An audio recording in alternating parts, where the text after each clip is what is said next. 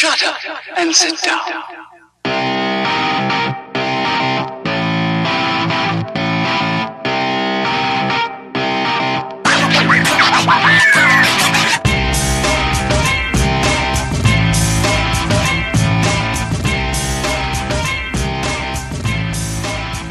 Howdy and salutations, welcome to Broken Table Commentary, a three-man creative debate podcast all about the greatest of fake sports, professional wrestling. Every week, we each bring a different topic to the table. The topics can be ridiculous or serious, opinion or factual, creative or not, whatever we like. On commentary, we have our historian, the Scottish Grumpelstiltskin, Michael. Hello, I'm Michael. I'm the editor of the40p.com, and I'm not grumpy. I'm sad about The Undertaker. Our critic, May Jessel, and normally our Mark, the debonair diabetic dad, Lenton, but currently tornadoes are keeping him out of the recording, so instead we'll have Scrooge McDuck. Great Scott! As always, you can follow us on SoundCloud, YouTube, Facebook as Broken Table Commentary, or follow us directly at BrokenTableCommentary.com. New episodes are broadcast every Thursday, 7 p.m. Eastern Standard Time. This is episode number 3, Kiddie Table. It was a big weekend. 5 full days of live WWE action. There are so many things we could talk about. Let's just put all our cards out on the table here. All 3 of us are fans. So we all basically like the show. So, you know, hooray, right? I mean, yeah. We could probably spent this whole episode going over everything that happened in the past 5 days, from the Hall of Fame to NXT TakeOver to Raw to SmackDown to WrestleMania itself. But we shouldn't, because I think I've seen about 20 hours of live WWE wrestling in the last 5 days. My brain can't take any more. Exactly. So what I suggest for this is that if we have anything we really want to talk about, any highs or lows from these past 5 days, that's a good thing to bring up. But ultimately, if we don't talk about it, you can just assume that, you know, it was fine. We liked it. Tell us if you think that there's a better way we could handle this in the future, because this was a lot of stuff to go on. But ultimately, the 3 topics we have prepared for this episode are so ridiculously off-kilter from what you would expect from the post-WrestleMania show that I didn't want to change them. They're just so wonderfully silly, and I think that's what we need. Well, there's the obvious elephant in the room here, isn't there? That's true. Taker. He's gone. Potentially. I mean, he took off his... Last year, he took off his gloves and left him in the ring. This year, he took off his hat and his jacket as well. He might just be developing a new gimmick. A nudist gimmick. Well, it's when he went over and kissed Michelle McCool that I kind of went, oh, right, because he wouldn't have done... I don't think he'd have done that if he was sticking around. You being serious is ruined my joke. Oh, sorry. It's alright, it's fine. No, I agree with you. He's definitely done. You know, the moment it did it for me was when he was standing there holding his hat, and when he pulled his hat up, instead of his eyes being rolled back, they were just shut. Yeah. And that was a really... as much as I think that match was, you know, fine, just like most things at this Mania, it was fine. The send-off, I thought, was pretty good. The only way I would have done it any differently was I really wanted him to keep the magic, to just teleport away, and then he doesn't show up again until the Hall of Fame. But I think I actually prefer this more. This era is probably best known for the pulling back of the curtain, of the allowing the audience to really know that these guys are actors. They're real people. Yeah. So I actually like that for the first time in 25 years, The Undertaker pulled back the curtain. He kissed his wife, he showed that he was a man, and he walked off. I like that. I also feel that if they hadn't done that, then people would assume that he would still be coming back. Yeah, a great point. They had to basically show that this was it. Lenny hated that match, by the way. Since he's not here, he's given me his rundown of things, and there are only a few things he didn't like at WrestleMania, but Taker's reigns was one of them. Ultimately, just because it was a poorly worked match. I get it. Yeah, I dislike it purely from a Mark's point of view. See, I think I'm going to surprise some people here, but as a critic, the match is actually not that bad. They actually told a story, and the story's really interesting. The story was that Undertaker had to make Reigns kill him. And the only reason that Reigns was able to beat him was because of a simple bamboozle at the end. Because he gave him Superman Punch after Spear, the spot through the announce table. He gave him all these different things. But you know what did The Undertaker in? He ran the ropes one extra time for that spear.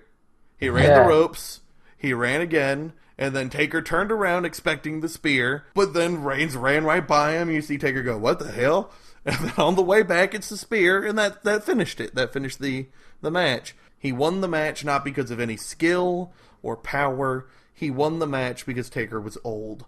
And that's an interesting story. It was a lot like the Flair and Shawn retirement matches, except with a twist in that in both of them, you have them going for the things that have got them out of the hole so many times before. And then here you had Taker, coming back. He hit the tombstone in that. But then when Reigns kicked out, you could see it all starting. The realization that this was one match too much, and he couldn't come back from it. But where Flair kind of resigned to the sweet chin music, and Shawn went out with the obviously he couldn't fight back, but he was one last defiance. Whereas with Taker, you could clearly see him kind of almost challenging Reigns that if you want to beat me, you're going to have to basically kill me here. It's true. Even the botch works in this story. Like the botches rarely work because Tony Schiavone no longer does commentary where he made all the botches look like they were part of the story. But the botch actually works here. The only negative I have against anything in this match is that they decided that they're going to continue to play loosey-goosey with Roman Reigns, and they don't want to officially turn him heel.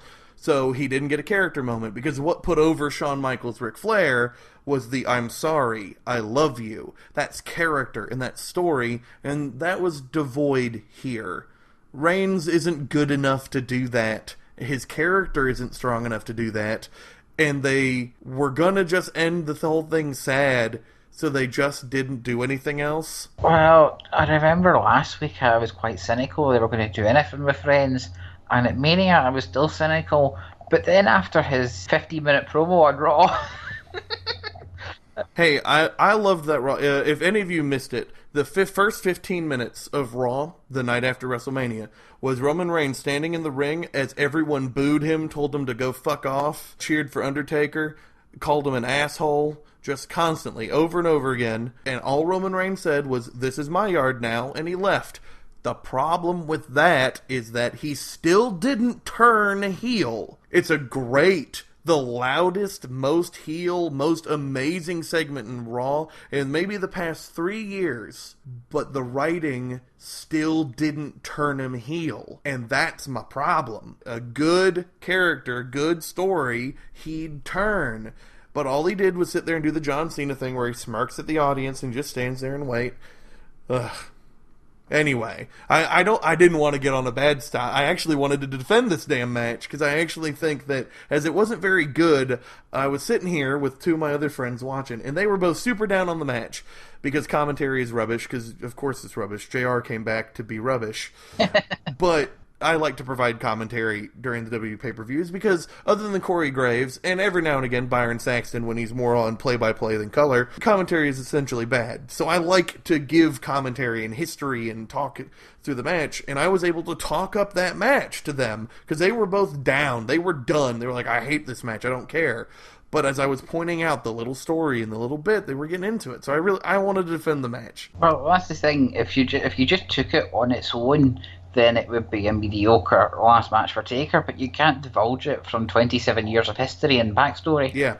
Context makes it. Beyond that, do you have any especially high moments you want to talk about over this weekend? Well, seeing the Booker T Invitational, can I just point out, Drew McIntyre came back, the Hardys came back, Nakamura's on SmackDown. I'm doing brilliantly with my predictions here. Well, Drew Galloway's in NXT, and the Hardys are on Raw, and you brought them back as solo entities. It so still don't counts. get your... Yeah, but it doesn't. Remember, we only get points for getting a correct prediction at WrestleMania, for correctly predicting a title change, correctly predicting the two participants in a title change, and putting it at the right pay-per-view. I'll happily take the unofficial smug points. That's fine. That's fine for me. But If yes, you haven't checked out the website, you'll see that all three of us, because of the fantastic rules that I created for points, are equal. Even though I did do the best at predicting WrestleMania, hands down, I was the most accurate. I was ahead for 2 matches. Damn that Jericho! But because Lenny and you were able to look to the future better than me, Woohoo! we're all tied up. Oh, well, what I was wanted to mention is, you know how I predicted the whole Hardys coming back at SummerSlam and getting a pop? I really undersold that mega pop they were going to get. Hey, the Hardys finally did the unthinkable. They won a ladder match. I know. They won a WrestleMania On top of match. that, Jeff Hardy no longer has the worst record in WrestleMania history. He's now 1-6.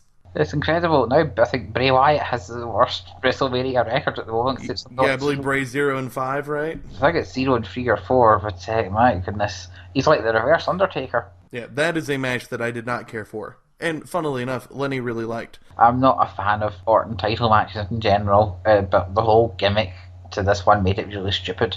I can say what Lenny said in a nutshell. He really likes that this is a continuing story. He likes that the story here is that Randy thought he took all of Bray's magic and he didn't. Bray thought that he had Randy's number and he didn't. So both guys are kind of equal. So we continue forward. I like that they remember on SmackDown that Luke Harper exists. So he's possibly still got a part to play in this. All I know is if they had done the maggot thing once, instead of doing the rule of 3, if they'd just done it once, it would have been a really cool WrestleMania moment. Instead, they did it 3 times, and it made it lamer every time. Well, here's another one for you then. Kevin Owens is now the 85th recognised new US champion. Yeah, the U.S. title is the most prestigious title in the WWE currently, since they never reneged the NWA and WCW histories of it. Which I'm pretty sure is so they can claim that Harley Race and Terry Funk are former recognised champions in WWE. Kevin Owens is now the 85th new champion since 1976, I think. Yeah, something like that. That's cool. Good for Owens. Wait. I thought, isn't he a 2-time champ? No, that was the IC title he held. And I was going to tell you that Baron Corbin was the 79th new IC champion, but would you believe it? That match on SmackDown was non-title. I know, I watched it, and I was like, oh, finally, he has the title. Yeah, I thought then I, like, you guys had to tell me that match wasn't for the title, Jessel. To be fair, when I saw it, I thought it was a title change, and then I was, oh, right.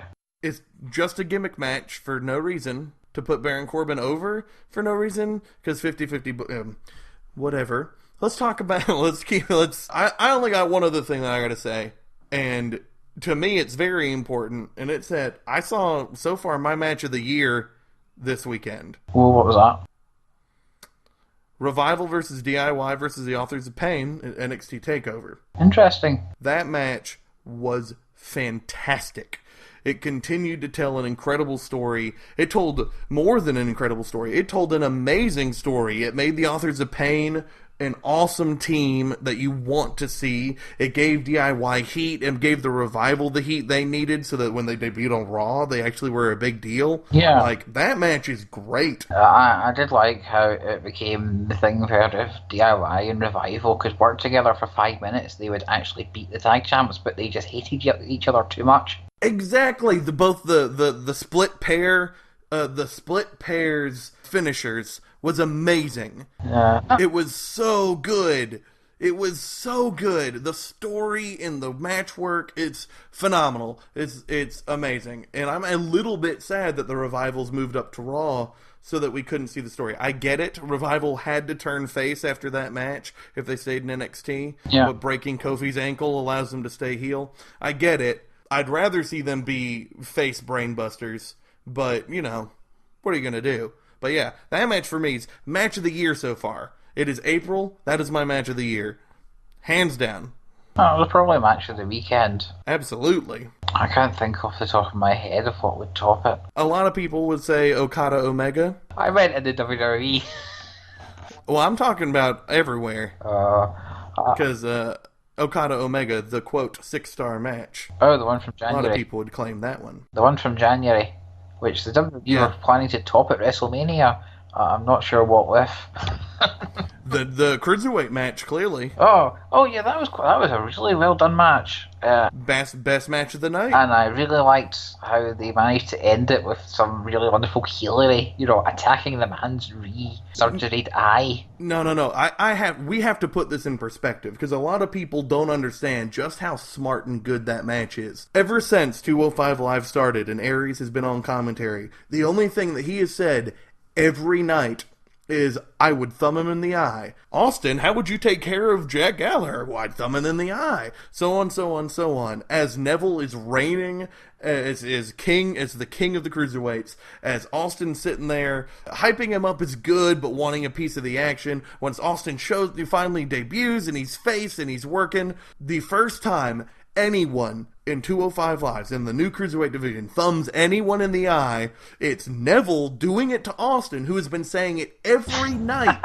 That is not a coincidence. That is not spur-of-the-moment booking. That is a plan from the beginning, from the very first episode of 205 Live to WrestleMania. And that people don't believe that that WWE plans that far ahead, and I agree with them for the most part. But clearly, Austin and Neville did. I'm adding an extra star to the match in my head now. At least Austin saved it. Like, at least Austin knew that, hey, my orbital bones is hurt. Like, this is the thing to do. So he let someone get over by doing it. Like, that was on top of being the best worked match of the night. It had the best story. And it had the impossible task of opening WrestleMania. Which, by the way, you know what should have opened WrestleMania? What? Rollins Triple H. On the pre-show. That match is non-sanctioned. As a non-sanctioned match, we should have had no entrances. Just Seth Rollins comes out like he did at NXT TakeOver, what was it, Dallas? He comes out with the mic and says, "All right, Triple H, I'm here. Let's do this." Triple H comes down in his suit. A referee come out as people are waiting in. Can you imagine how many people could have gotten the network if on YouTube or USA Network, wherever they were airing this free one, they gave away the exact same quality match, which wasn't a great match, but it was perfectly fine. If they did nothing different except for make that be a really, truly non-sanctioned match that opens WrestleMania, I guarantee you they would have gotten at least 10,000 more views on WrestleMania. The storyline would have made more sense. It would have been fantastic. It would have been a great way to go, especially because Seth Rollins looks to be one of their main players, one of their major babyface characters going in the future. It just makes the most sense to me. I get it, egos and whatever, but that's the way it should have done. If you swap the Cruiserweight match, which was the best match of the night with the best story, with the non-sanctioned match that was a perfectly fine, well-meaning, regular no DQ match that had no interferences and basically wasn't non-sanctioned in any way, shape, or form. If you swap them, the whole show would have been better. If I was swapping everything around, I would have found some way to put a battle royal on the main show, but then I have my cliches and I stick to them. Yeah, no kidding. Beyond that, yeah, WrestleMania was fun. Yeah. It was better than last year. Yeah. But hey, just to end this bit before we go to the actual topics, here's a thought for you. You now live in a world where DDP's in the Hall of Fame. Hey, he deserves it. Hands down. And screw those guys on that ESPN radio show that purposely tried to make the positive DDP get cursed out and cut off air to make him look like the fool. Screw you guys. You guys, I know you're listening to our podcast, you actual ESPN radio shock jockeys, but screw you. Screw you for doing that, for trying to make DDP get pissed by bringing up things that don't matter, like the backstage fight between him and Scott Steiner and such. Screw you. I think with that said, I think we are good to move into our first topic. 1. Yep. Okay. I was just wondering, gimmick matches.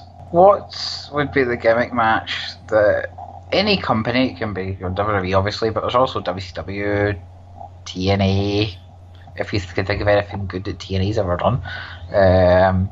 Well, actually, the King of the Mountain match, but that's not my gimmick. Sort of. Well, you did specifically say a defunct gimmick match. Yes. So one that hasn't been done or is not continued to be on the docket. Yes. Because I have one from TNA, but it is one they do every year, so I assume they're going to be doing it again. One that you would bring back, shall we say?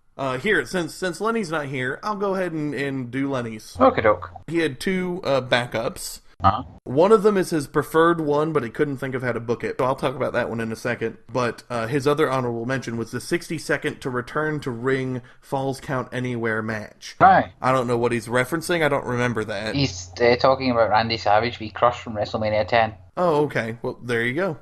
I don't remember it in the slightest. Was it good? It's alright. It's a Falls Count Anywhere match, but once the fall happens, there's a 60-second countdown by Finkel, and you have to get back to the ring within 60 seconds, or you lose the match. So if you pin the guy, but don't get back in 60 seconds, the other guy wins? No, it's a chap that loses the fall. Basically, in the only one they've ever done, Savage charges Crush in the alley at MSG and gets pinned in 30 seconds, but gets to the ring. Then Savage hits the elbow drop on the outside, pins Crush, but Mr. Fuji revives Crush and he gets back in.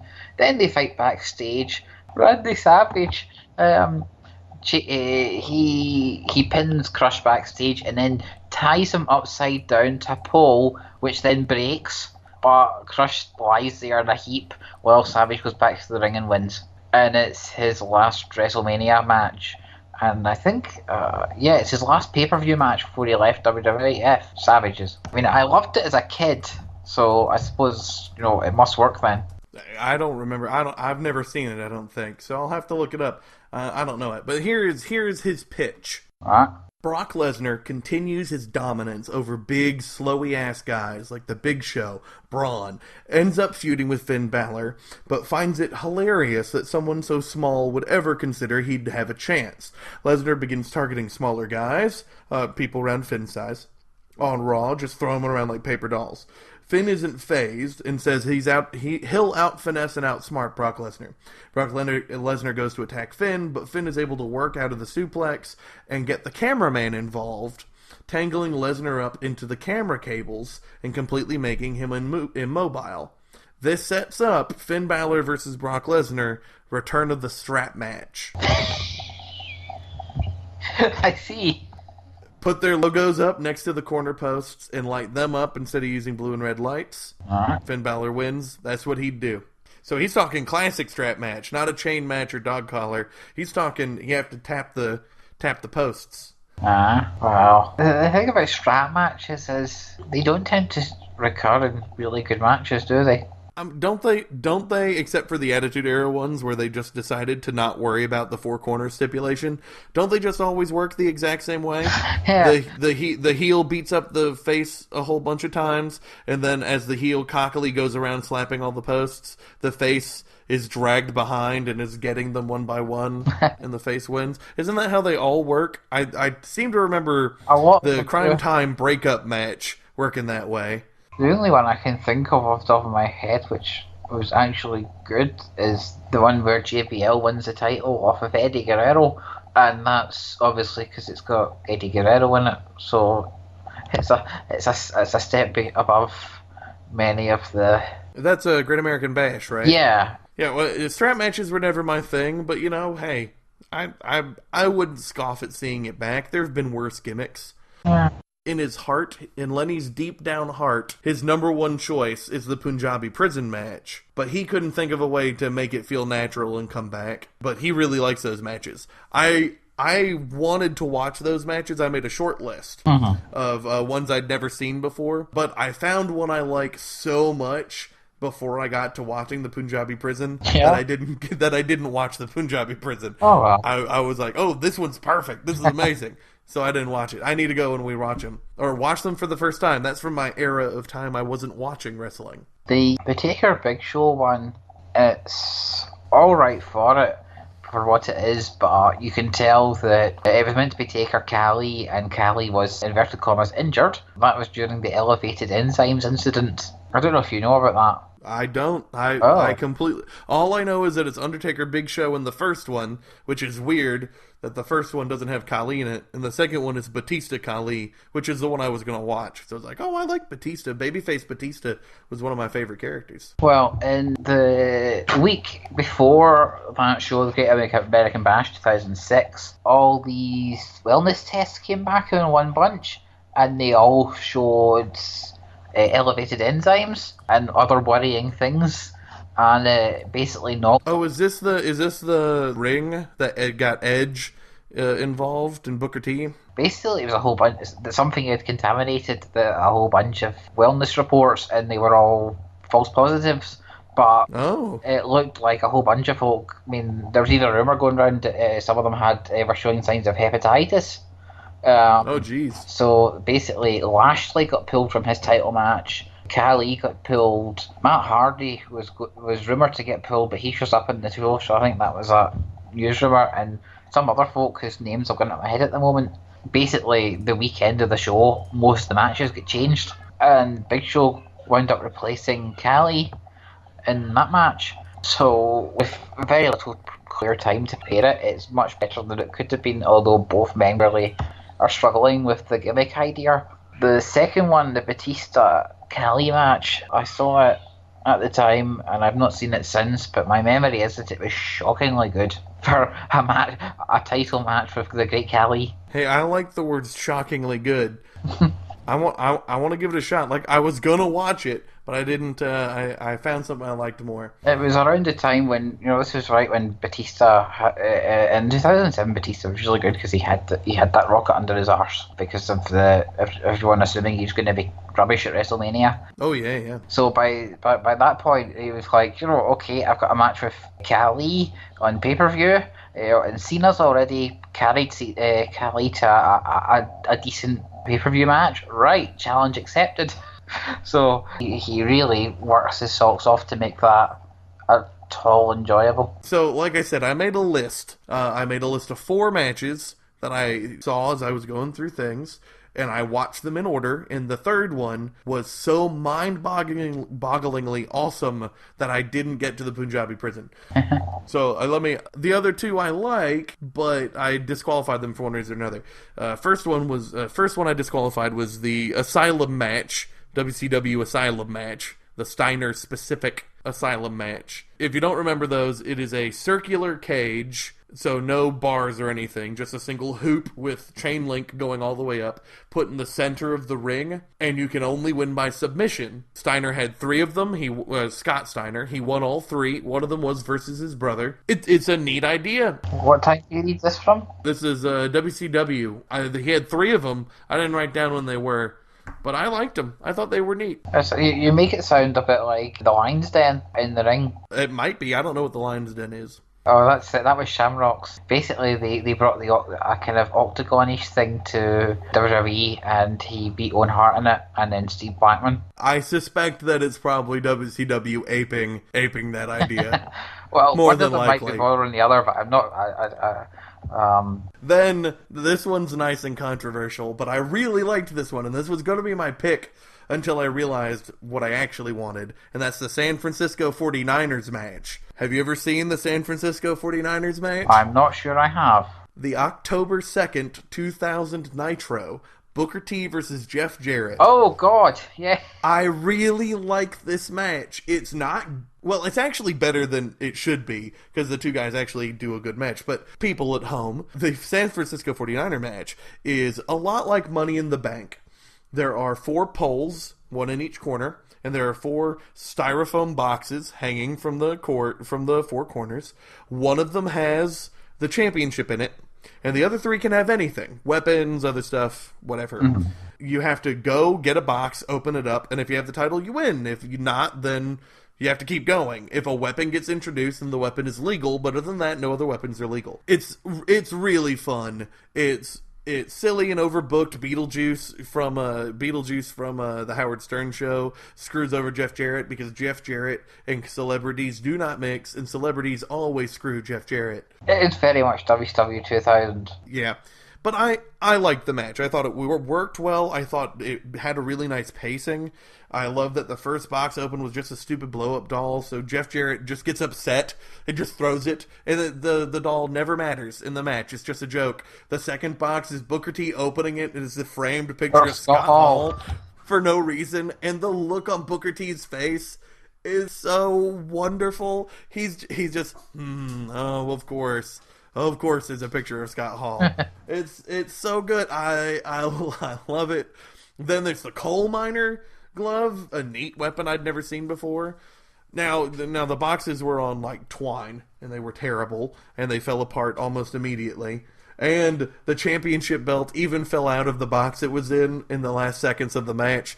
So I mean, you make them briefcases, and you don't got that problem.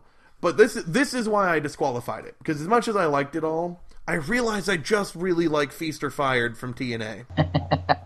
I just really like that match. It's better than Money in the Bank in every way. It's more interesting. And I like that match. But that match isn't defunct. So I had to shelf that idea.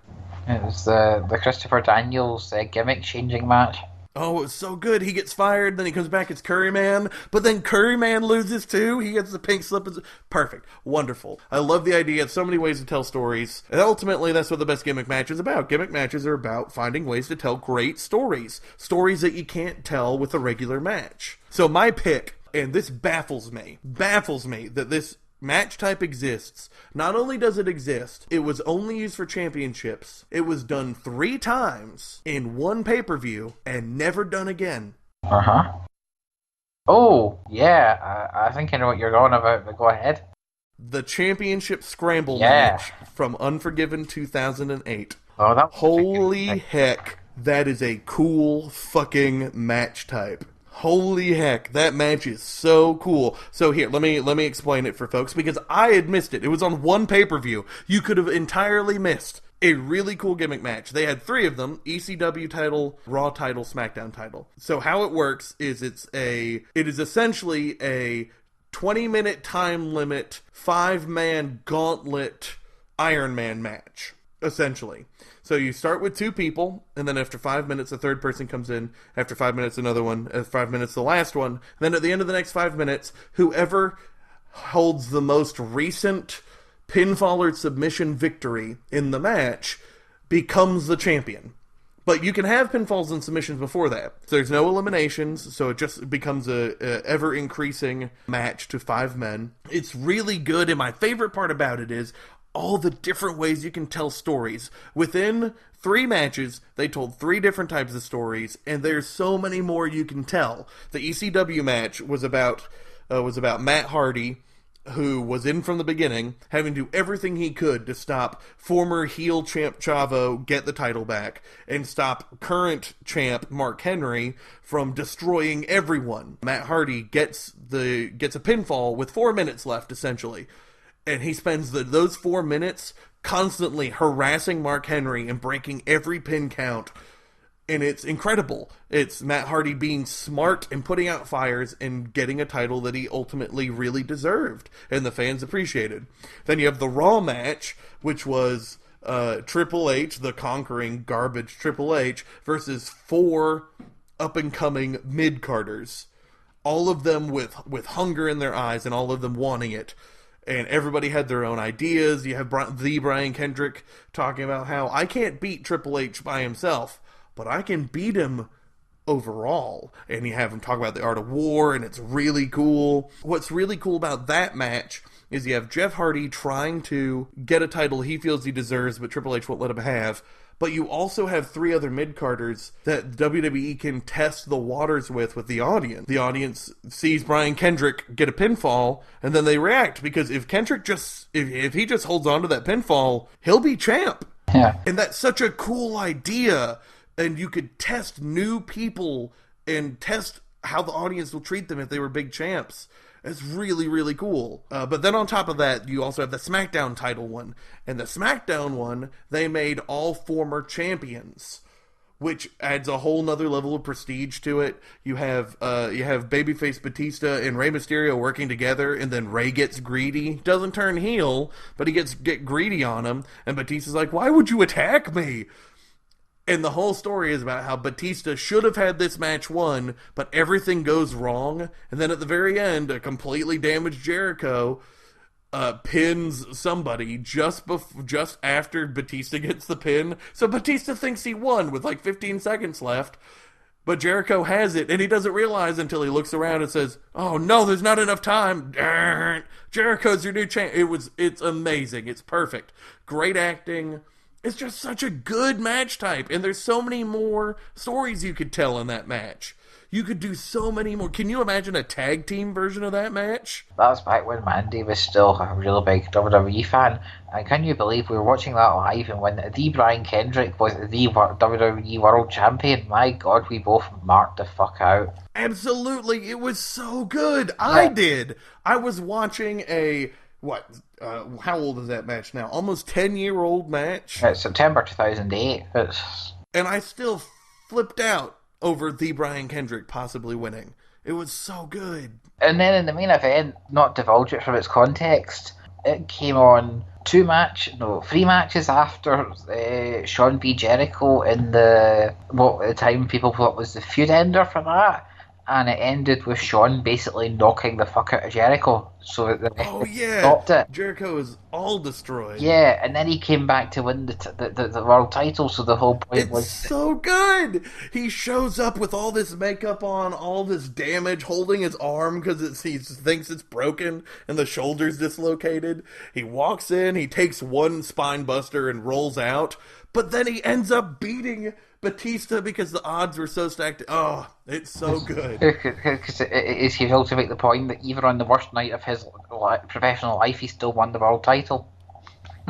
But yeah, so I want to see the championship scramble back. I Yes. don't want to see another 3 of them on one pay-per-view, mind you. I think that was a little overkill, and I think that's probably why they never did it again.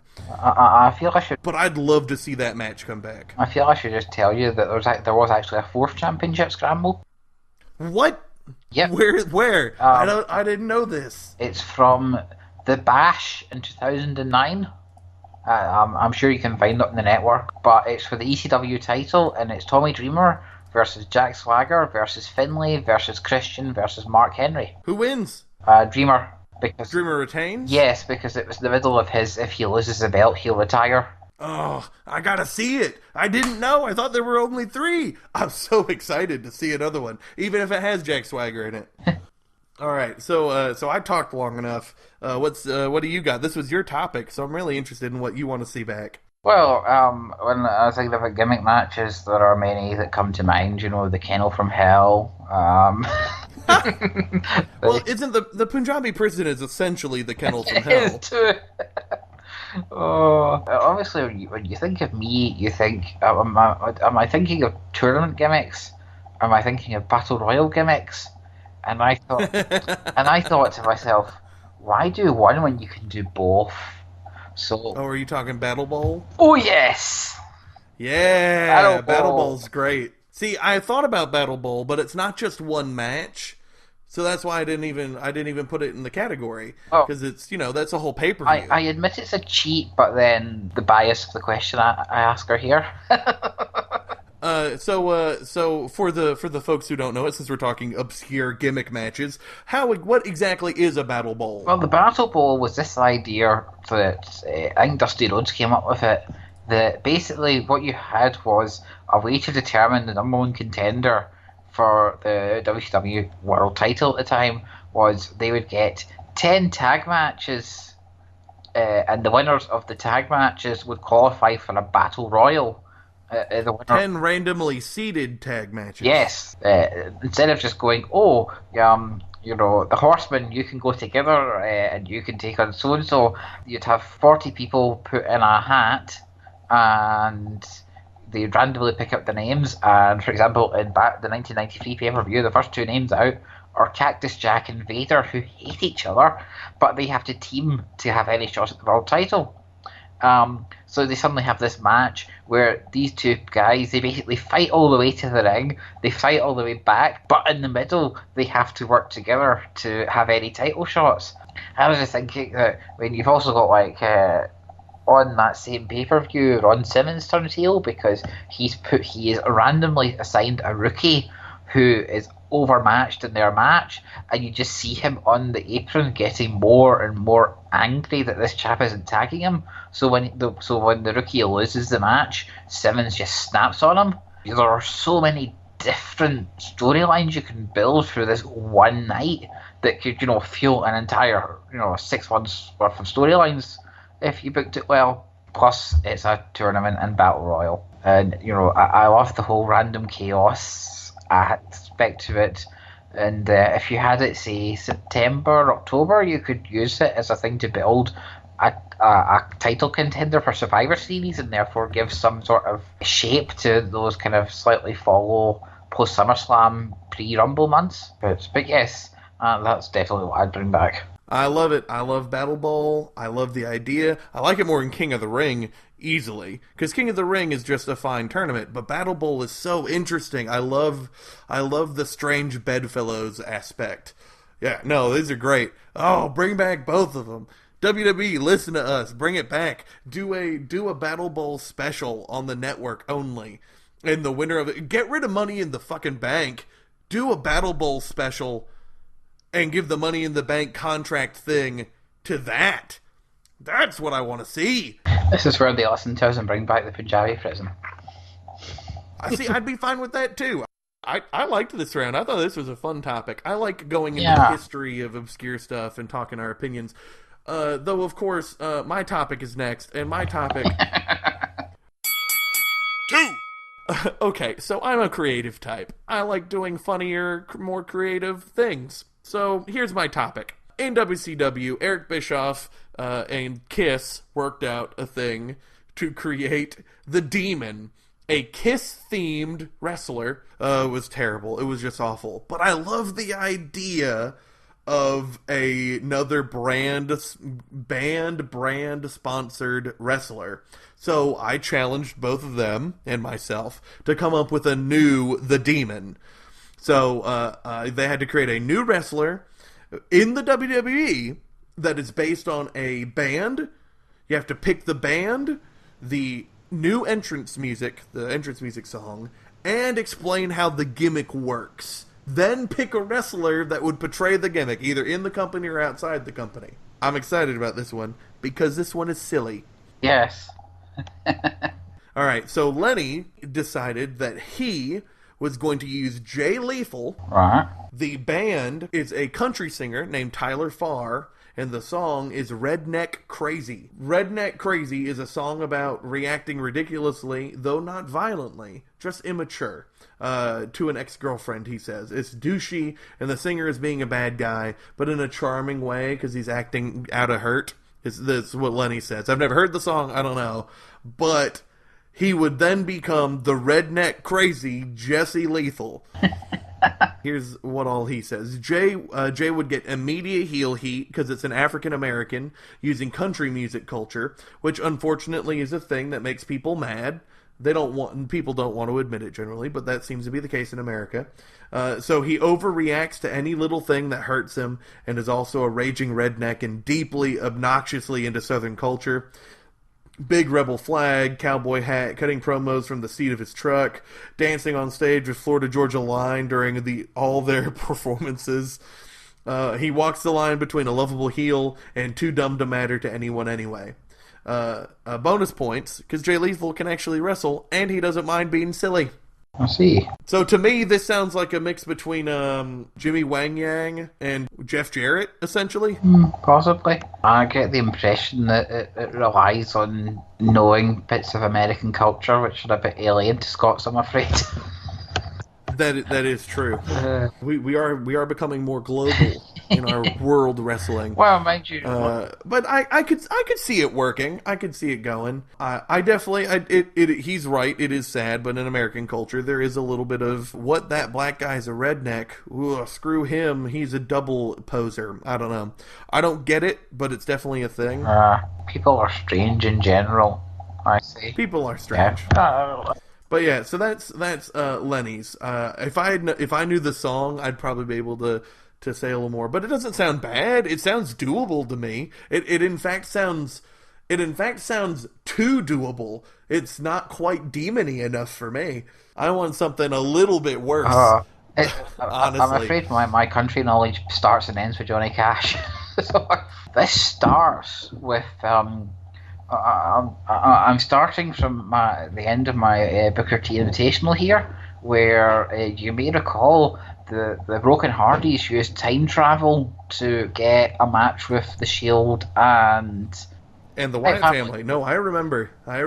Now, unfortunately, what they didn't realise at the time is that because of all the problems with time travel, is that they bumped into the Godfather in the middle of this match. What, he was just like ringside or something? Yeah, he just randomly showed up. And when the time came back, everything started back to normal. He gets stuck in a time eddy where he's all of his gimmicks at the same time. Okay. So he comes down to the ring and he's got the face paint on and the suit from the Right to Censor, and he announces that voodoo ain't easy, and basically he'll knock you out while making your eyes bleed and offering you his escorts for the night, but if you accept those, he'll censor you. And the whole gimmick is that he's completely gone a bit crazy from all this basically being four different men at the one time. Being four gimmicks at once? Yeah, because he's simultaneously an MMA fighter, a voodoo priest, the Godfather, and a censor all at the same time. So this is amplified by the fact that his finisher is no longer called the Ho Train, it's the Crazy Train because he's crazy, and the song is Crazy Train by Ozzy Osbourne.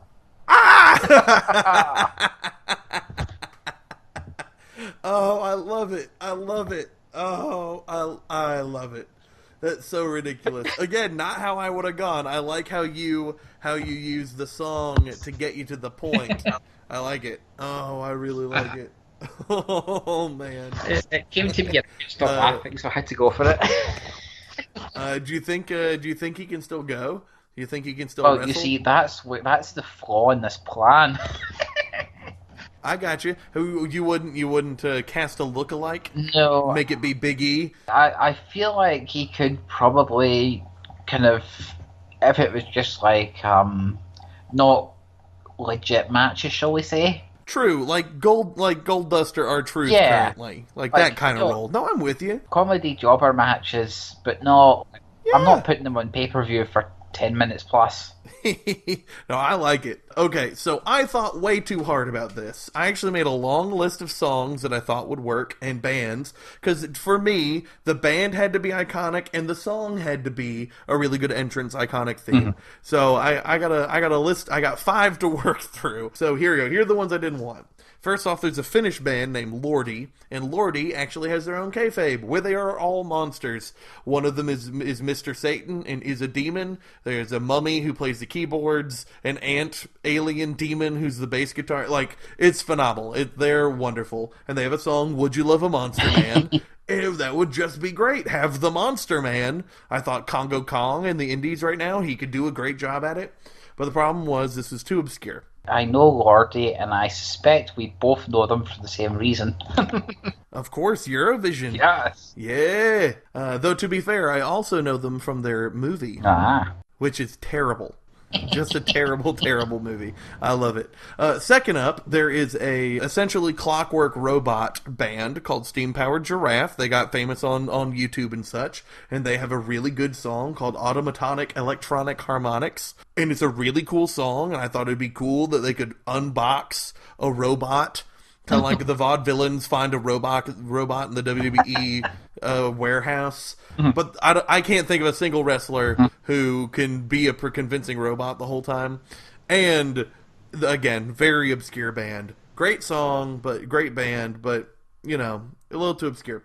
So then I wanted less obscure. So I was like, okay, well, what about King Nothing by Metallica? That is a great song. It's a cool band. You could get them to perform it. But the problem was, I think it just doesn't actually have a gimmick attached to it. But it'd be really cool to tie it in with like King of the Ring. Yeah. There was a King of the Ring tournament and somebody lost really bad and then became King Nothing. It's essentially the idea that I'd have. But I just couldn't think of a way to actually make the gimmick work, so I shelved it. Yep. Then I have another obscure band, Twerp, Tupperware Remix Party. And they have a great song called The Hit, and it's about this guy who's just talking about making this girl his lover, and it's just wonderful and poppy and great. And immediately Joey Ryan came to mind, because it would be perfect for him. But the problem is with that one, and it's the thing that I thought with Lenny's, it's more that it's a great theme song for that wrestler, and less a great gimmick. Because Joey Ryan wouldn't essentially change. He would still be Joey Ryan. He'd just have a good theme song. And then on top of that, Tupperware Remix Party is not a popular band by any stretch of the imagination. They're really good, but, they're not popular. So, I had to come up with something. So, here we go. Right. I got a story. Okay. Kurt Angle eventually turns heel as Raw GM. Mm-hmm. People are having a hard time. He is worse than the Authority, essentially. I don't know how you'd pull that off, but you'd have him interfere in matches because he can still go. You have him making a fool of the champ by making him tap out and then just saying, I don't want the belt. That kind of thing. He's terrible. So Mick Foley is back for one night because, I don't know, Dean Ambrose wins the thing and Mick Foley gets to be GM for one night. Whatever. So Mick Foley knows that he needs to do something to help the audience. So he contacts a good friend of his, Dee Snider, from the band Twisted Sister, and they come up with a plan, and they make a Twisted Sister-based wrestler as a crusading babyface whose theme is We're Not Gonna Take It. Oh, God. So you have this semi-transvestite, leather girdle, leather pants wearing wrestler who is the ultimate babyface who will do anything they can to stand up for the audience, to be what the Shield said they were, but were heels doing. That's what this gimmick was.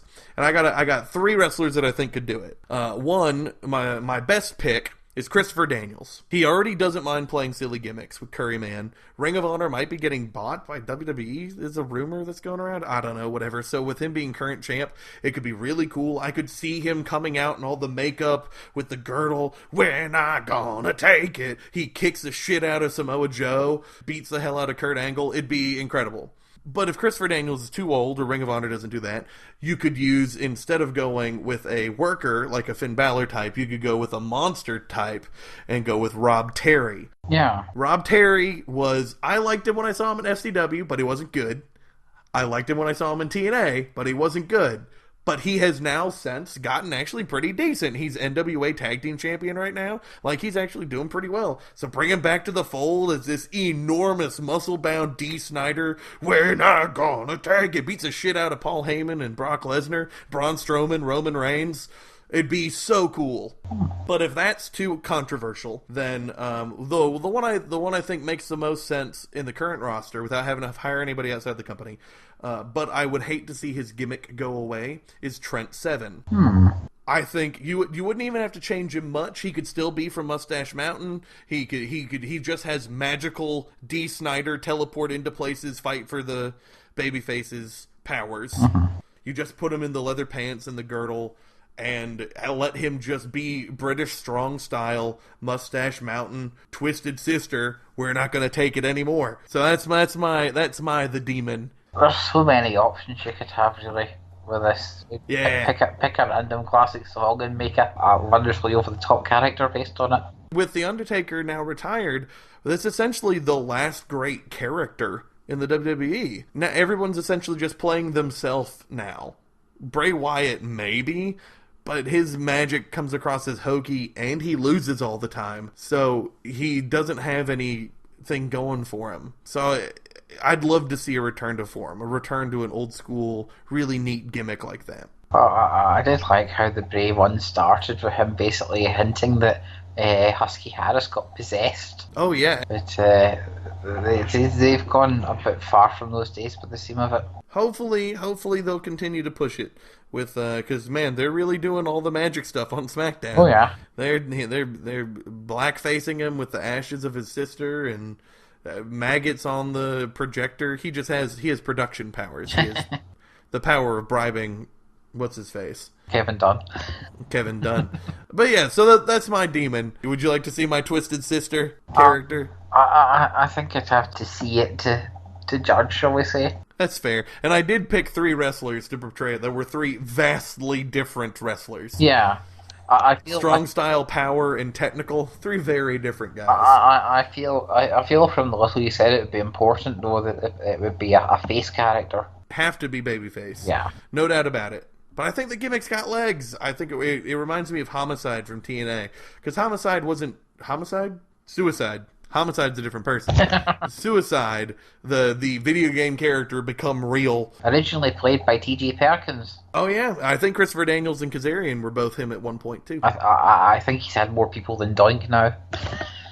Oh geez, that is quite the lineage. Hey, breaking news by the way.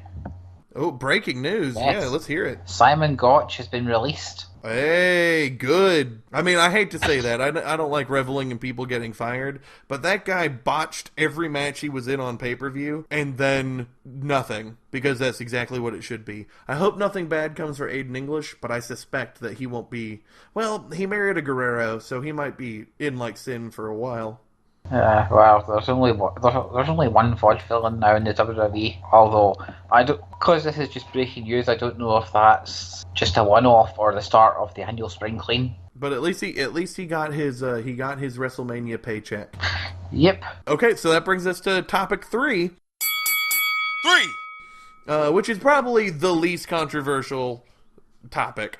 And it's Lenny's topic. We were hoping that Lenny would be able to be here in time, but Lenny and I live in Georgia right now, and when we're filming, there's a lot of tornado problems, tornado warnings, and his power went out. Mine's fine, but mine's fine, so that's the difference 20 minutes makes. But regardless, this is Lenny's topic, and that is best special referee match. Hey, isn't Lenny just here already? Oh yeah, Lenny, you got anything to add? Tickle me tail feather. I couldn't tell the difference, can you?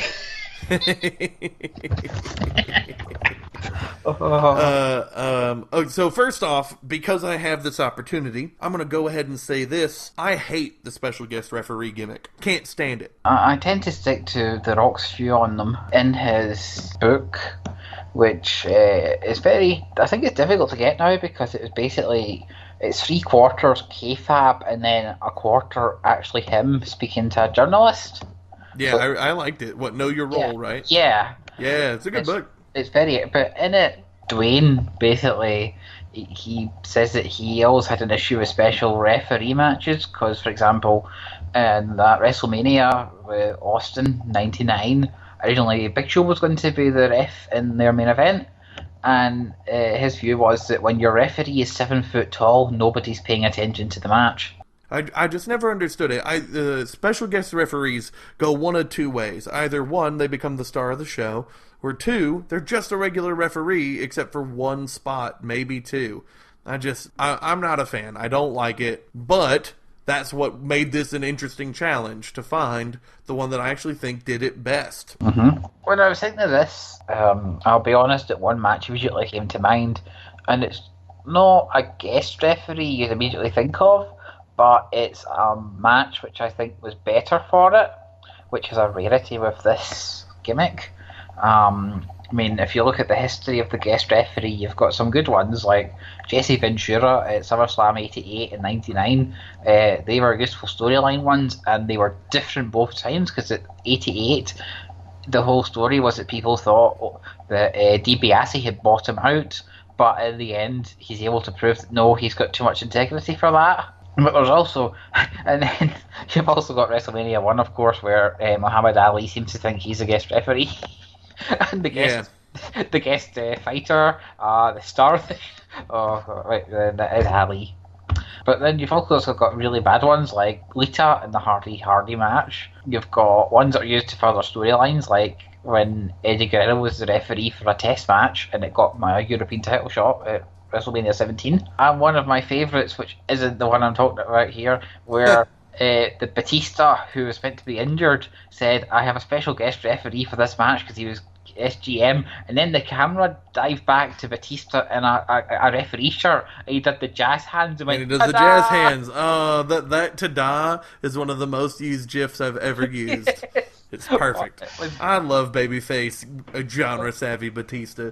But the winner has to be a match which the general gimmick of it, I'm shocked they've never done again. Actually, they did once with Orton and Cena, and it was dreadful. And that's maybe why they haven't done it again, because they need the right characters for it. But it's from Over the Edge in 1998, and it is Dude Love challenging for the WWF Championship against Stone Cold Steve Austin with the referee, Mr. McMahon. Interesting. This match, you've got the Undertaker is brought in as the outside enforcer to even the odds for Austin, but the whole running storyline is that Taker and Austin don't get on. And then Vince decides he will up the ante by the fact that we have a mystery guest timekeeper, Gerald Briscoe, and a mystery guest ring announcer, Pat Patterson. So it's slightly stacked against Mr. Austin, as you can imagine. Slightly, yeah. So the match goes on with Dude Love breaking every rule in the book and Vince ignoring it.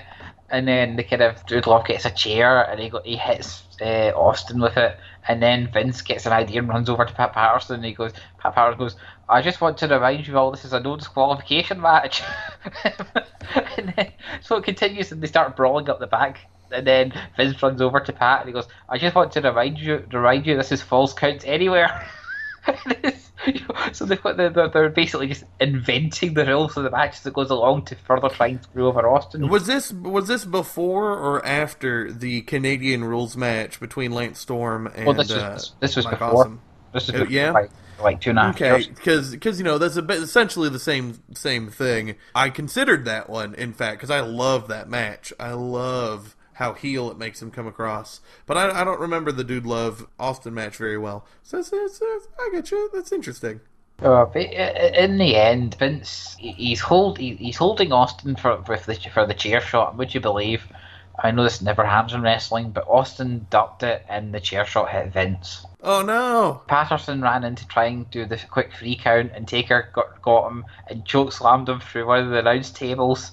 And then Jerry Briscoe ran in to count a fast phone call, and then Taker just grabbed him and choke slammed him through the very next announce table, and it became a whole schmooze. The whole overtop gimmicks that they kept adding onto this match. How biased the entire referee setup was. It made a fun match, which the gimmick doesn't really often do for me. That makes sense. I had to set a lot of the ones I liked aside because I tried to be very strict. It is about a special referee. So if you were not the ref, one of my personal favorites, the tag team penalty box match between Team Canada and the Filthy Animals with Hacksaw Jim Duggan as the enforcer. Enforcer's not the referee.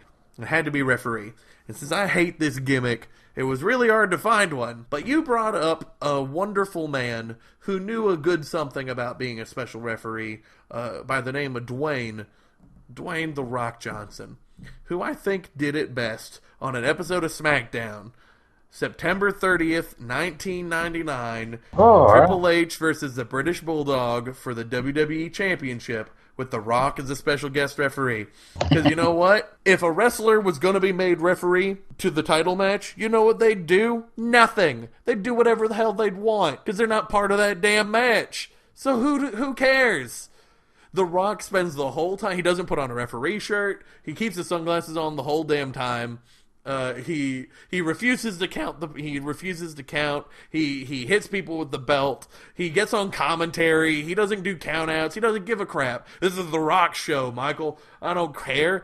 This is what I want to do. What I want to do. And then he ends the whole thing by beating the shit out of both of them, giving the greatest people's elbow he's ever given to the British Bulldog, taking the title and walking off with it. And that's the end of it. When Bulldog hits Triple H with the move and with the belt and then he pins him, The Rock gets on the mic. 1, 2. It doesn't matter if The Rock counts 3. That's it. That's perfect. One of the best parts is Triple H at the end after he's woken up from getting hit in the head with the belt. He goes to the ring keeper, says, "Did I win?" And he raises his own hand. It's like, I won, right?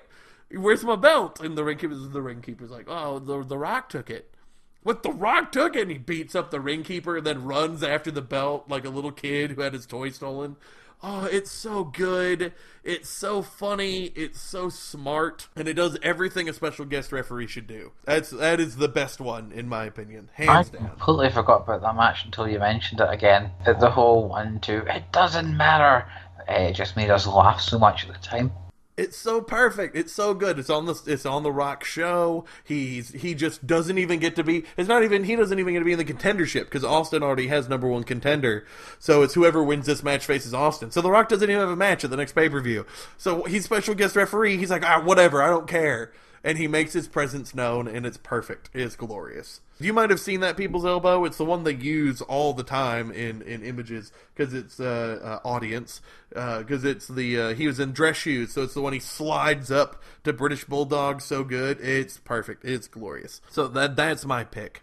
Funnily enough, Lenny's pick is neither of those. Lenny's pick is the one that I assumed he would pick because it's the one I would assume most people would pick. Well, should we hear from him what he says? We should. Quacka wacka, mother my duck! He sounds very Scottish now, doesn't he? Practically avian. Without him here, I held off as long as we could. So I'll read you what he sent me. His best special referee match is Undertaker versus Triple H with Shawn Michaels as a special ref. Hell in a Cell, WrestleMania 28. I see. It's not the greatest match on the show. It's a bit too much lying around, quote, selling. But that's usually the case in Hell in a Cell. But this was a case of the deck being completely stacked against The Undertaker, and for the deep-seated emotional reasons from Shawn. Shawn can be a top-tier actor, and he was on his A-game during this feud in this match. He was retired by Taker a few years before after putting his career on the line to end the streak, so now he has the chance to help his best friend Hunter end the streak. With matches like this one with such high drama, it makes you mad that the streak ever ended. The only issue here is that it ever got the end of an era tag, when it obviously wasn't the end for anyone involved. Yeah. Shawn was already done. Triple H and Undertaker both stuck around. But that wasn't what the feud was about. It was about Triple H and Shawn wanting that streak to end. The way Taker played Hunter Shawn against each other was great, and it was the match I was sure Taker was losing in about 3 instances. So that's his pick for best special referee. I'm assuming that Taker Triple H isn't the best match in WrestleMania 28 because, of course, right afterwards you've got a 12-man tag match which involves Drew McIntyre. Oh, yeah. Is that the one where Zack Ryder gets kicked in the nuts? Yes, the very same. Ugh, I say. His new YouTube show for WWE, the True Comeback Story, is very, very good because it is a lot more shoot than you would expect, and it is heartbreaking. And I really am rooting for him to come back and get at the top of the card, but with Shinsuke and with Samoa Joe and with Kevin Owens, with everybody coming up and more slots for the top being taken over. I don't know if he's ever going to do it, but I really want him to. I'm going to want to hope that Mojo Rawley doesn't become a map. So the idea... Mojo Rawley will never be good enough to be the top of the card. If nothing else, I bet you Gronkowski gets hired, they become a tag team, and they might be a good tag team for a long time. Like, I could see that being the case. Gronkowski's talked about wanting to do wrestling in the past. Mojo Rawley wants him to come and be a tag team with him. Gronkowski clearly just got debuted to the WrestleMania audience this year. I could see it happening. I was trying to desperately not corpse there, suggesting Mojo Rawley became a top player in Zack Ryder's absence, but no. Hey! He won the armbar. Winning the armbar. Look what that's done for everyone else. I know. You get tossed out of the armbar in just a few seconds. You get overshadowed by a returning nostalgia act. Don't pick your match for Shaq. You get moved to the dead slot, the part that's just after the good matches that are free, but before the real show. Yeah, no, winning the armbar. Woo, Mojo Rawley. Such a shame. The misuse of the Andre winners. I mean, not that Mojo's not going to really do much. Which I'm sure makes Lenny sad. He is a very big fan of Mojo. Specifically what Mojo stands for, which I very much get. The thing that Mojo stands for, what stay hype can actually mean, it's real similar to Ultimate Warrior, essentially. You know, it's even when you are out of energy, when you're done, you keep going 110%. Like, I get that. I get why Lenny likes him. But man, that guy just is bad in the ring and is bad on the microphone and is just has terrible gear and is just bad all around. He isn't even great at his own gimmick. Because say whatever you want about the Ultimate Warrior never stops running in place. I get why Shawn Michaels for the special ref, why Lenny picked it. I certainly think that they used him really well in that same way that the Ric Flair-Shawn Michaels match did, and giving this emotional resonance. But ultimately, he's just a distraction from that match for me. And to be fair, I don't like that match. I don't think Triple H and Undertaker had good chemistry together. I found them very slow and very uninteresting with their matches. And I don't think adding Shawn made that match better. He's there pretty much for that near fall. Exactly. He's there for the one moment where you have to wonder what he'll do, but then he ultimately just does what he normally does. Mick Foley did that in a match that I looked up, where Mick Foley essentially didn't matter as the referee except for one moment. That Hell in a Cell. I don't remember. Is that it? Well, he was the guest ref in the Hell in a Cell between Nash and Triple H. He could have been. I presume he's been guest ref in a lot of stuff. So he really has. I think it might have been a McMahon match. Oh, Vince v. Shane. That might be it, where he was essentially just a regular referee, and then at one point he mandible claws someone, and then goes back to being I don't know. See, that's why I don't like special guest referee, whatever. But I very much get it, because the emotion that Shawn adds to that match is good for like 3 minutes. 3 minutes out of 28, though, I give me 1 6-minute amazing The Rock just being the worst dick, just like anyone would be put in that opportunity. Give me that any day. I can see why they do them, because most of the time it's meant to further a storyline, but as I say, I fall back on The Rock's view on these things. Absolutely. I'll take that as a win for me. With that said, that ends our episode.